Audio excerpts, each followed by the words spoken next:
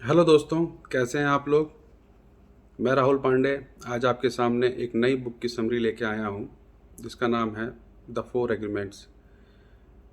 ये बुक इतनी बेहतरीन बुक है, ये आपकी लाइफ में कितना बदलाव ला सकती है ये आप आगे जानेंगे। इस बुक के लेखक हैं डॉन मैगवेल रिज, जो कि एक टॉलटेक मास्टर हैं। टॉलटेक क्या है? टॉलटेक एक संस्कृति, एक सभ्यता है, एक समूह है, लोगों का समूह है जिन्होंने जिन्होंने आत्म साक्षात्कार कर लिया है, जो ट्रांसेंडेंस को प्राप्त हो चुके हैं, यानी कि सेल्फ एक्चुअलाइजेशन के बाद जो आता है आत्म साक्षात्कार को प्राप्त कर लिया है। मतलब उन्होंने जीवन को जीने की कला जान ली है और जीवन क्या है ये जान लिया है। तो इसमें जो डॉन मैगवेल जी, इसके जो मास्टर हैं, जो कि साउथ मैक्सिको में हैं और जो कि नॉर्थ अमेरिका में है, तो उन्होंने अपने जीवन को कैसे जिए उसके बारे में 4 पिलर्स पॉइंट को इस पुस्तक में बताया है। चलिए जान लेते हैं ये 4 पिलर पॉइंट क्या है। उससे पहले हम लोग ये जानेंगे कि रूल बुक क्या है, यानी कि एक कानून की किताब। जैसा कि आप सब जानते हैं कि जब एक बच्चे का जन्म होता है तब उसका जो ब्रेन होता है एकदम खाली होता है। फिर वो सीखता है। कहाँ से सीखता है? अपने पेरेंट्स से सीखता है, अपने समाज से सीखता है। कुछ उसको जीन्स में मिला होता है, जो उसको पीढ़ियों के थ्रू उसको मिला होता है। तो धीमे धीमे जैसे वो बड़ा होता रहता है तो कुछ मान्यताएं बनाता जाता है। जैसे ही ये मान्यताएं पूरी तरह से बनती जाती हैं, एक उसकी कानून की किताब तैयार हो जाती है, एक रूल बुक तैयार हो जाती है।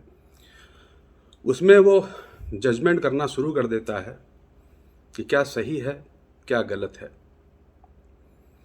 यानी कि उसको कई अच्छी चीज़ें भी पता हैं और शायद बहुत सारी बुरी चीज़ें भी वो जान गया है।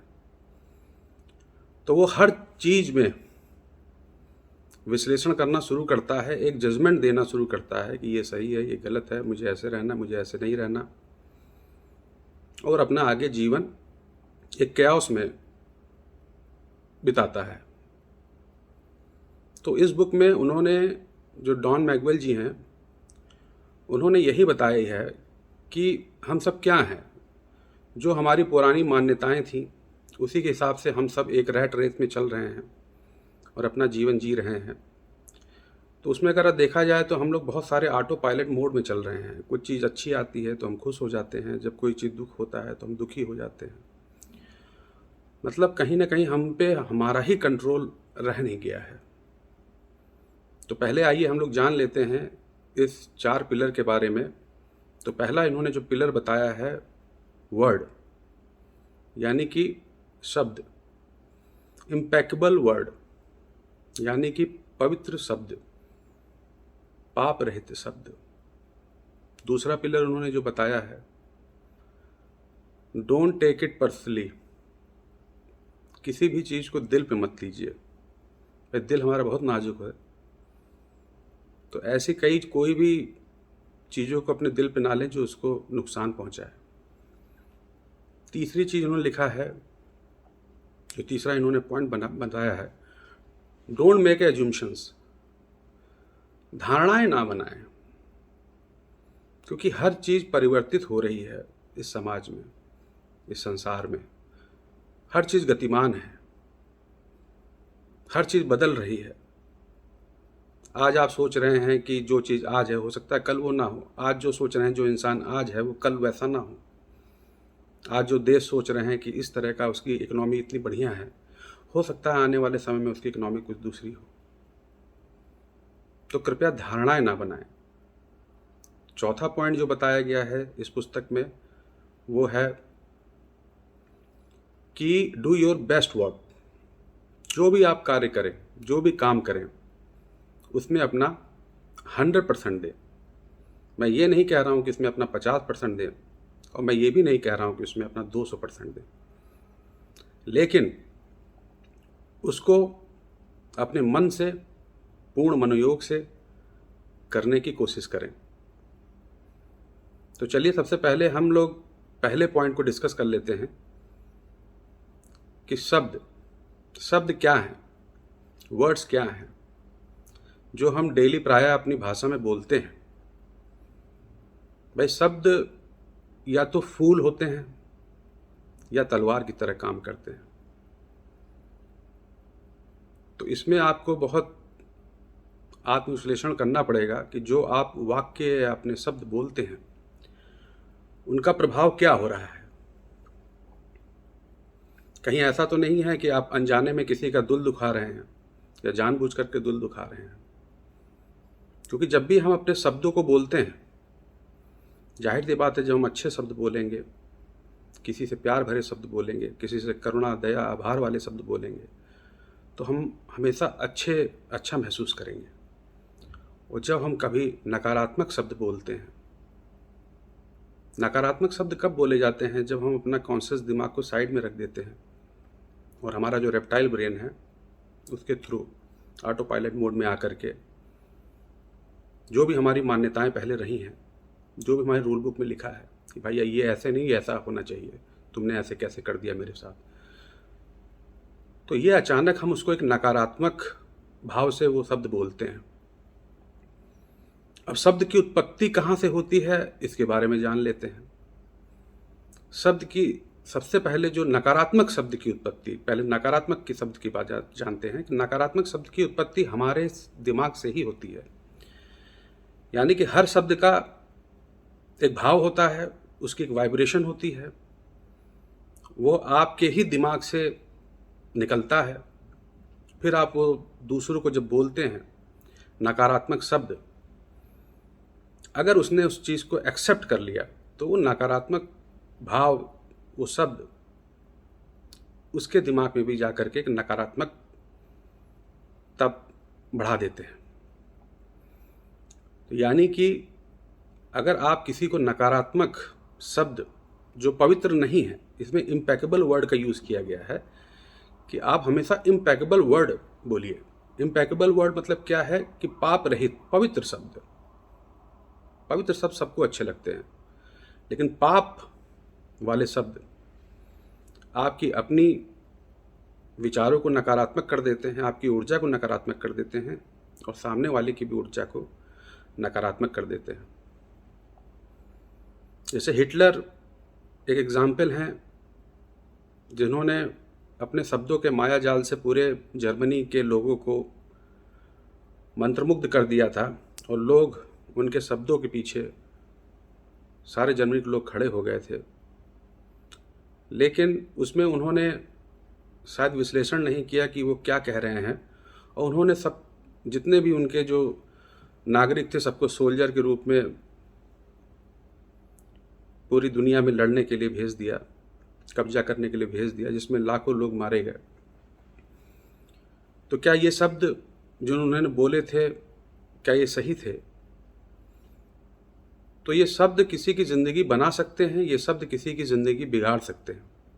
मान लीजिए आप रास्ते में जा रहे हैं, कोई एक शख्स मिला और उससे आपने कहा कि भाई तुम तो बहुत बीमार लग रहे हो, तुम्हारी हालत ठीक नहीं है। अगर उस इंसान ने वो शब्द आपके एक्सेप्ट कर लिए तो ये बात तो 100% श्योर है कि वो अगले 1 साल के अंदर बीमार तो हो ही जाएगा, क्योंकि हमेशा वो सोचता रहेगा कि मैं बीमार हूँ। एक और एग्जाम्पल है एक माँ और बेटी का, जो बहुत एक दूसरे से प्यार करते थे। भाई बच्चे अपने माँ बाप को अपना आइडियल मानते हैं। तो एक दिन क्या हुआ कि बच्ची अपने कमरे में गाना गा रही थी तेज तेज से, माँ अपना काम कर रही थी। अचानक माँ झुंझलाहट से भर गई, उसे सहन शक्ति उसकी पूरी हो गई। तो अपनी बेटी के पास जा कर के उसने बोल दिया कि तुम कितना बेसुरा गाती हो, तुम्हें तमीज़ नहीं है।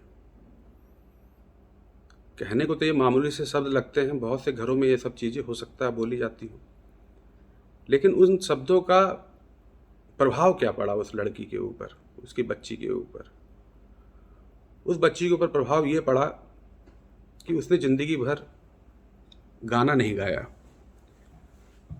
तो इससे ये पता चलता है कि हमारे अपने ही शब्द कैसे ही दूसरों को प्रभावित करते हैं और साथ में स्वयं को भी प्रभावित करते हैं। तो आइए इसको चलते हैं हम इसके दूसरे पिलर पॉइंट पर कि डोंट टेक इट पर्सनली। आज हम यही चीज़ कहते हैं कि अगर उस बच्ची ने अगर वो शब्द नहीं लिए होते, जो कि नामुमकिन था क्योंकि वो अपने माँ बाप को अपना आइडियल मानती थी, तो शायद वो आगे गाना गाती। हम बहुत सारी चीज़ों को पर्सनली ले लेते हैं कि उसने मेरे साथ ऐसा क्यों किया, उसने मुझसे ऐसा क्यों कहा, उसने मेरे साथ ऐसा बर्ताव क्यों किया। देखिए, हर इंसान की अपनी रूल बुक अलग है। जो कानून की किताब उसने बनाई है बचपन से लेके अब तक, जिसमें बहुत सारे एक्सपीरियंस शामिल हैं, वो इंसान गलत है ऐसा नहीं है। वो वही कर रहा है जो उसकी कानून की किताब, उसकी रूल बुक में लिखा हुआ है। हो सकता है किसी की कही हुई बात उसके लिए सही हो, पर आपने उसको पर्सनली लेकर के अपने साथ बुरा कर लिया।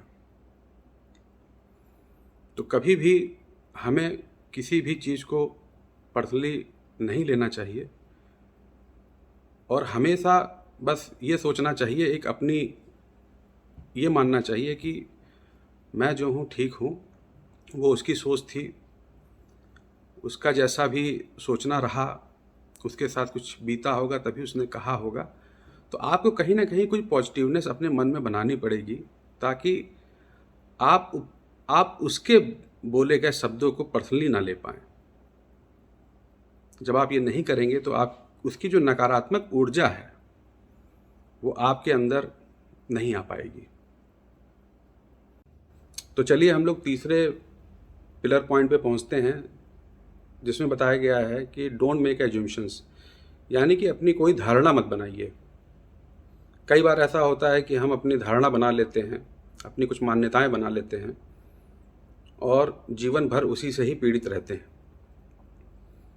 जैसे मान लीजिए आपका नया बॉस आने वाला है, आपने किसी लोगों से पूछा कि भाई किस तरह का है ये, तो हो सकता है कई लोगों ने उसके बारे में नेगेटिव फीडबैक दिए। तो जब आप फर्स्ट टाइम उससे मिलते हैं तो आपकी एक धारणा बन जाती है, आप उसको नेगेटिव लेने लगते हैं और आपकी कार्य पद्धति में इसका बहुत अंतर आता है जब आप किसी को नेगेटिव रूप से देखने लगते हैं। इसका दूसरा एग्जाम्पल ये है कि आपके किसी दोस्त ने आपको फ़ोन किया कि चलो कहीं घूमने चलते हैं और आपने कहा नहीं यार कुछ है, मैं नहीं आ पाऊँगा। तो आपने अचानक एक धारणा बना ली कि देखो मैं इसका परम दोस्त हूँ, परम मित्र हूँ, पर ये मेरे साथ नहीं चल रहा है। पर बाद में हो सकता है आपको पता चले कि उसको 100 डिग्री फीवर था, इस वजह से वो आपके साथ नहीं गया। तो कहीं ना कहीं आप तुरंत एक धारणा बना लेते हैं। इसका सबसे बड़ा एग्जाम्पल ये भी है कि जो इंसान जिसका परिवार होता है, पत्नी होती है, बच्चे होते हैं, फ्रेंड्स होते हैं, तो एक धारणा बना लेता है कि ये सब तो मुझे अच्छी तरह से परिचित हैं ही, मेरे व्यवहार से परिचित हैं, सब कुछ परिचित हैं और मैं उनको पूरी तरह से जानता हूँ और ये मुझे पूरी तरह से जानते हैं। लेकिन कभी कभी ऐसा होता है कि इनके द्वारा किया गया कोई व्यवहार आपको बुरा लग जाता है। तो इसका मतलब यही है कि आपने जो धारणा बना रखी थी कि ये कैसे गलत कर सकते हैं, ये तो मेरे को अच्छी तरह से जानते थे, मेरे को अच्छी तरह से समझते थे,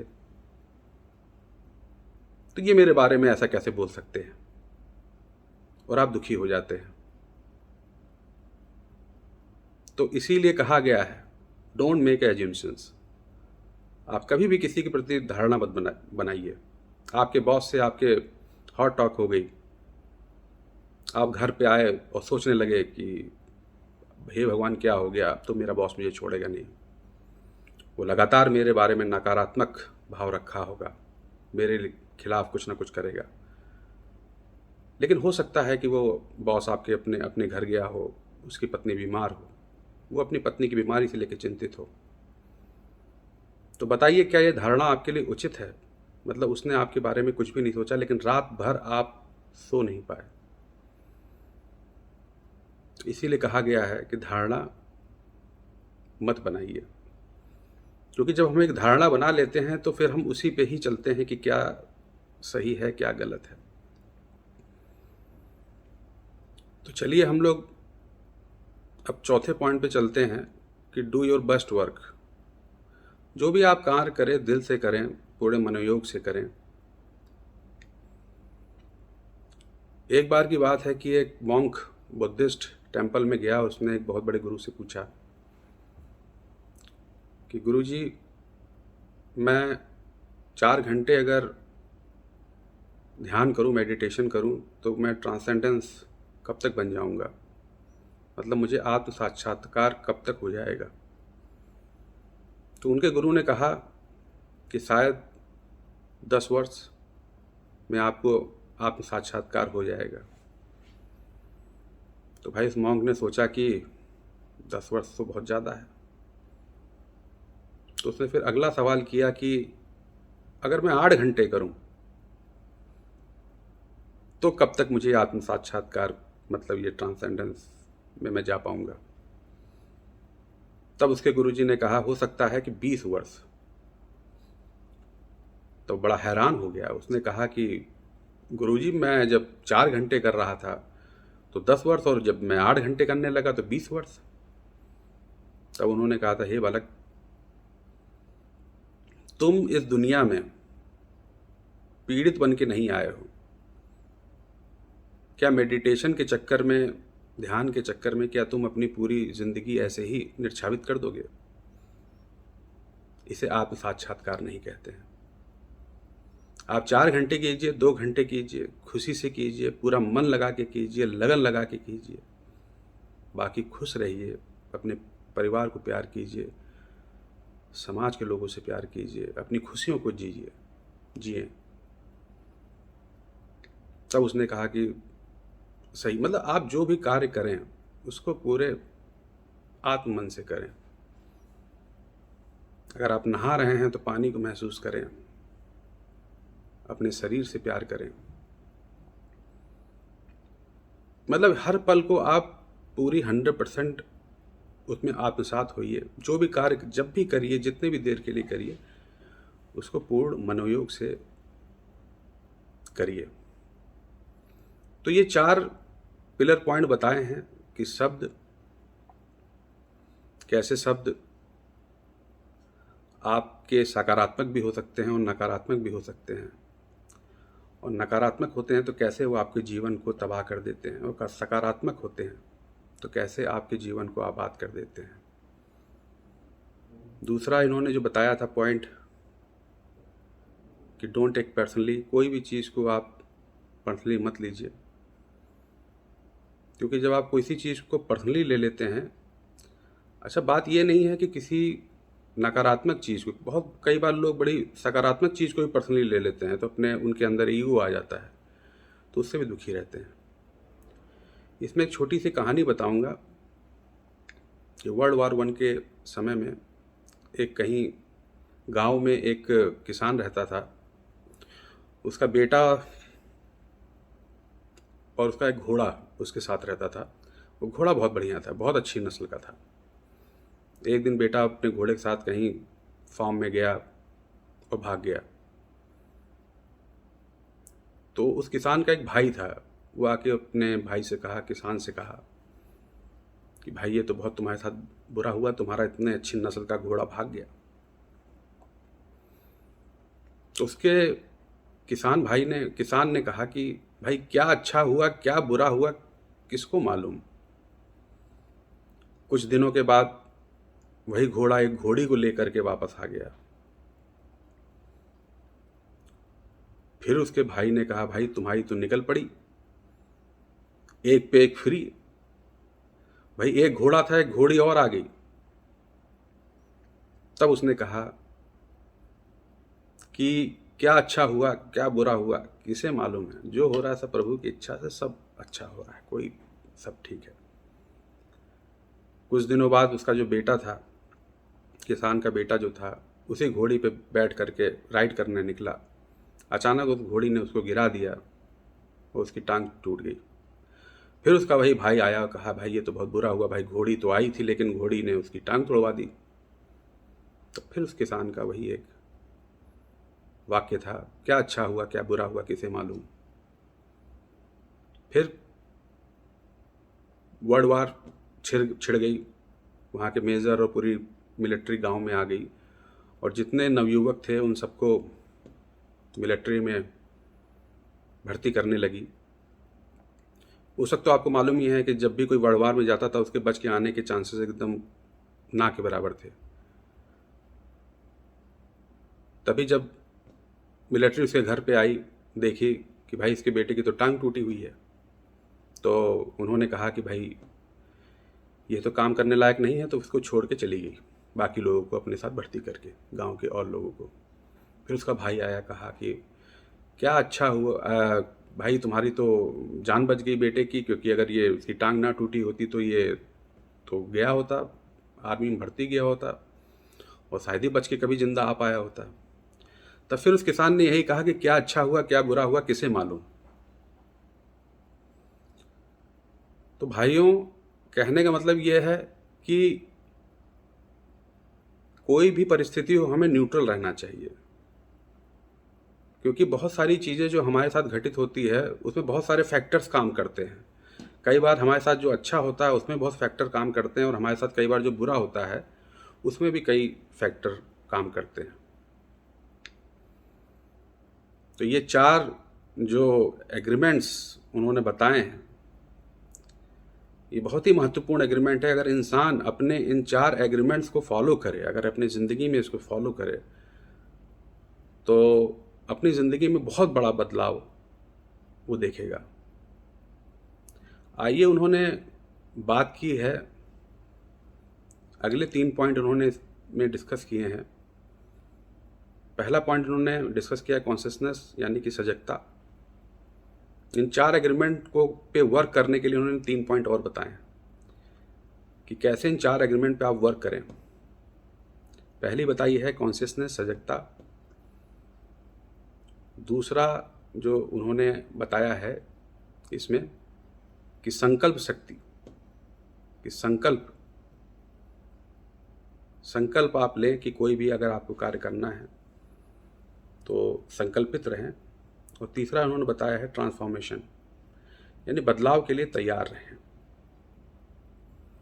तो पहले पॉइंट को डिस्कस करते हैं, कॉन्शियसनेस, सजगता।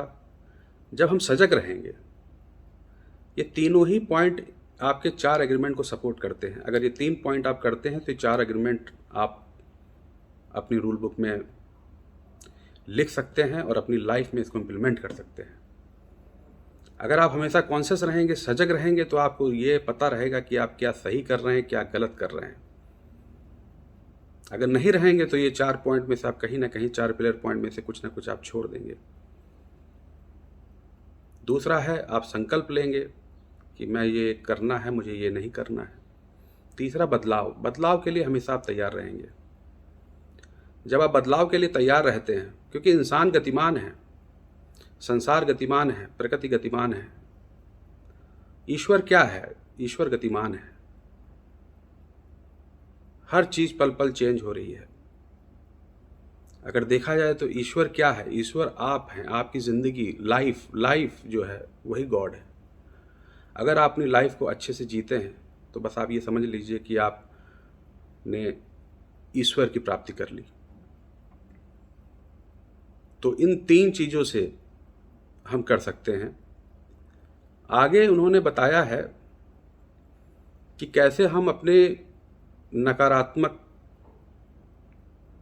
से बचें, जिसमें फिर से उन्होंने 3 चीज़ बताई है कि देखिए, हमारे अंदर जो हम खाते हैं तो वो एक ऊर्जा में बदलती है, यानी कि भावनात्मक ऊर्जा में बदलती है।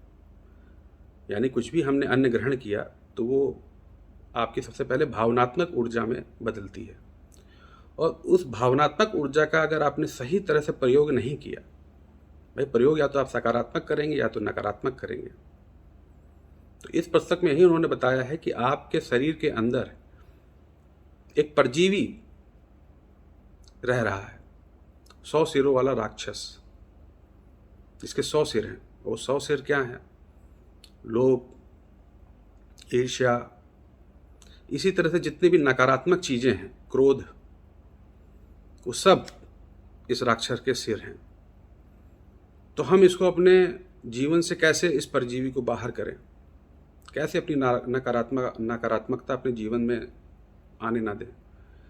या तो हम एक एक करके सिर इसके काटें, जिसमें बहुत लंबा समय लगेगा, या फिर इस परजीवी जो पैरासाइट हमारे शरीर में रह रहा है, जो हमारी ज़िंदगी को केओस में ला के रखा हुआ है, एक हमें विक्टिम की तरह जीना पड़ रहा है, तो उसको हम पोषण ही ना दें, खाना ही ना दें। हमारे विचार ही हमारे आहार हैं, जैसा आहार वैसा विचार।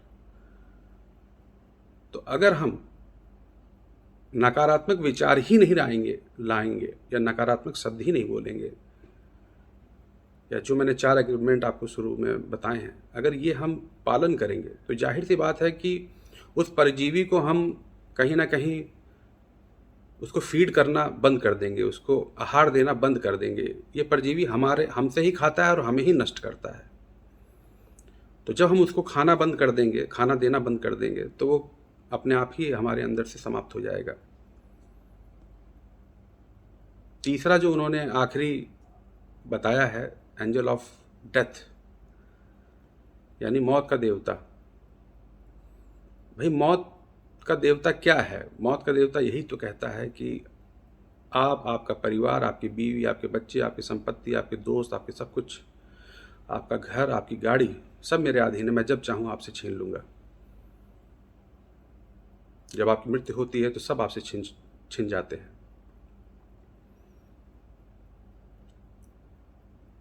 अगर आप उसके सामने सरेंडर कर देते हैं, एंजल ऑफ गॉड के सामने,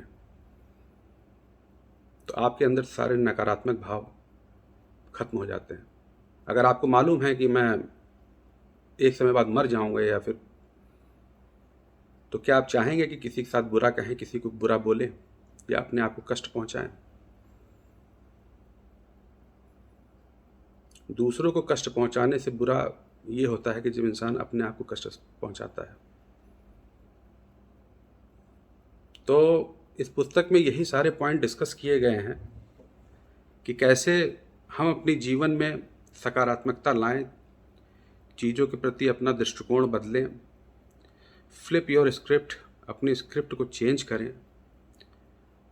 जितनी भी नकारात्मकता जो हम लोगों ने पुरानी मान्यताएं बना रखी हैं, भाई आज के समय में सबसे खुश व्यक्ति कौन है? जब वो बच्चा होता है, 3-4 साल का बच्चा,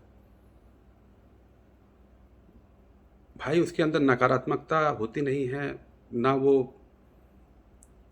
पास्ट के लिए परेशान रहता है, ना फ्यूचर के लिए परेशान रहता है, बस प्रेजेंट में जीता है। जो उसको दे दिया गया खाने को वो खा लेता है, अपनी मस्ती में मगन रहता है। तो जब हम ये सारी चीज़ें, एग्रीमेंट को अपने जीवन में लाएंगे, तो हम भी कहीं ना कहीं उस बच्चे की तरह बन के अपने जीवन को, देखिए जब हम अपनी ज़िंदगी का स्तर सुधारते हैं, जब हम अपने जीवन को स्वर्ग बनाते हैं, तो हम एक साथ बहुत सारे कार्य करते हैं। हम अपने साथ वालों का भी जीवन सुधारते हैं, फिर वो अपने साथ वालों का। इस तरह से हम स्वर्ग बनाते हैं अपने आप को, हमारा परिवार स्वर्ग बनता है, हमारी सोसाइटी स्वर्ग बनती है, हमारा देश स्वर्ग बनता है। अगर हर इंसान अपने अंदर ये बदलाव लाए तो शायद हमारा धरती स्वर्ग बन जाए। परंतु आज के समय में लोग अपने दुखों को छुपा के बैठे हैं, अवसाद में बैठे हैं, कहने को तो मुस्कुरा रहे हैं, लेकिन बहुत सारा ढेरों सारा गम अपने अंदर छुपा के बैठे हैं। जैसे किसी की कोमल स्किन है, मतलब एक सॉफ्ट स्किन है, सुंदर स्किन है, त्वचा से इसको डिस्क्राइब किया गया है इस पुस्तक में, कि जैसे आपकी एक खूबसूरत त्वचा है, आप उसको छूने देते हैं, आपको अच्छा लगता है, आप लोगों के गले मिलते हैं, आपको अच्छा लगता है, लेकिन अगर उसी त्वचा में अगर जख्म हो जाए तो आप उसको छिपा के रखते हैं, आप उसको पट्टी के अंदर बांध के रखते हैं, उसको किसी को छूने नहीं देते हैं। तो ये जितनी नकारात्मक ऊर्जा है, ये हमारे जो ट्रॉमास हम पूरी बचपन से लेकर आज तक झेलते हैं, ये हमारे शरीर में एक ट्रॉमा क्रिएट करती है जो स्कार छोड़ जाती है, यानी कि जख्म छोड़ जाती है। अब बात ये आती है कि जब जख्म छोड़ जाती है तो या तो हम उस जख्म को कुरेदते रहें और हमेशा उसको जीवित रखें और हमेशा दुखी रहें, अवसाद में रहें, तनाव में रहें, खुद भी तनाव में रहें और दुनिया को भी तनाव में रखें। यानी खुद तनाव में रहें, परिवार को तनाव में रखें, सोसाइटी को तनाव में रखें और दुनिया उसी से पूरी तनावग्रस्त हो जाएगी। या फिर हम अपने सकारात्मक विचार ला करके चीज़ों को सही करके उन जख्मों को जो हमें हमारे शरीर के अंदर पड़ चुके हैं उसको हम दूर करें, उसको ख़त्म करें, उसको भरने दें। भरेगा कैसे? जब हम सकारात्मक चीज़ें सोचेंगे, किसी को बुरा भला नहीं कहेंगे, अपने आप को परेशान नहीं करेंगे, अपने आप को पीड़ित नहीं करेंगे किसी भी बाहर के फैक्टर से। तो दोस्तों, ये बुक जो इतनी खूबसूरत बुक है कि अगर इस बुक में लिखे पॉइंट को किसी ने आत्मसात कर लिया, मैं भी इसे अपने जीवन में काफ़ी कुछ इस बुक से सीखा हूँ और कोशिश मेरी यही है कि मैं अच्छा बोलूँ, अपने साथ वालों को अच्छा महसूस कराऊँ, खुद भी अच्छा महसूस करूँ, एक अच्छी ज़िंदगी जीऊँ। तो दोस्तों, ज़िंदगी गुले गुलजार है, अच्छे से खुश होके जिए। आपकी जो ज़िंदगी है वो एक पिक्चर है, मूवी है, आप उसके हीरो हो, आप ही उसके डायरेक्टर हो और आप ही उसके प्रोड्यूसर हो। तो कैसे आप अपनी ज़िंदगी को अच्छा बना सकते हो, अपनी पिक्चर को अच्छा बना सकते हो, ये आपके हाथ में है। आप कई बार अपने समाज को, अपने पेरेंट्स को, अपनी पीढ़ियों को दोष देते हो, लेकिन नहीं, अगर आपकी पिक्चर अच्छी बन रही है तो आप खुद उसके सबसे बड़े जिम्मेदार हो। अपनी ज़िंदगी के सबसे बड़े जिम्मेदार अगर कोई इंसान है तो वो खुद अपना शख्स है। अपने दुख का सबसे बड़ा कोई जिम्मेदार है तो इंसान खुद है। अपने सुख का सबसे बड़ा जिम्मेदार है तो इंसान खुद है। तो चलिए, बस हम यहीं पे इस पुस्तक को समाप्त करते हैं। आशा करता हूँ कि ये पुस्तक आपको बहुत कुछ सिखाएगी। इसी के साथ मुझे इजाज़त दीजिए। अब मैं अगली बुक समरीज में आपसे मिलूँगा। जय हिंद, जय भारत।